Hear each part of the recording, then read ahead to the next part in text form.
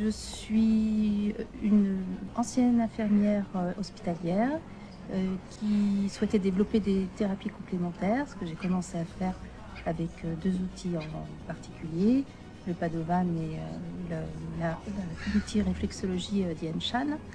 Et je manquais de cohérence dans mes pratiques professionnelles. J'avais besoin de quelque chose qui fasse sens et qui rejoigne les différentes pratiques que j'avais, et c'est ce que j'ai trouvé en permathérapie.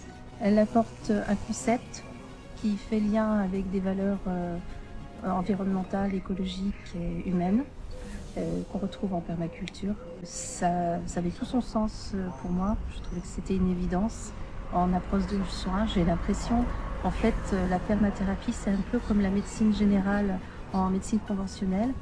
C'est une méthode qui apporte une manière de regarder la santé des personnes et de construire un projet de soins avec plein d'outils différents, comme le fait le généraliste. On peut soit soigner, soit permettre à la personne de se soigner elle-même, soit l'orienter vers d'autres praticiens. Ça m'a permis de donner du sens aux différents outils que je pouvais utiliser et de donner du sens aussi au niveau de ma manière de vivre et de ma manière de travailler.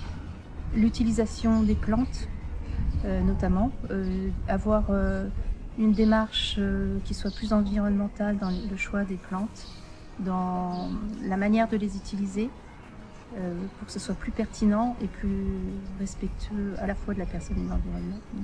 C'était très important.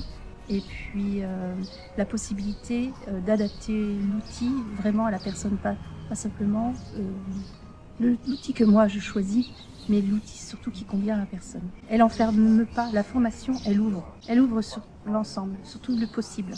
Il n'y a pas de limite. Et elle crée du lien, et c'est comme une toile d'araignée en fait, c'est une agora, où on va pouvoir naviguer, et on est sur un océan du possible, avec un bateau avec une voile, une carte et une boussole.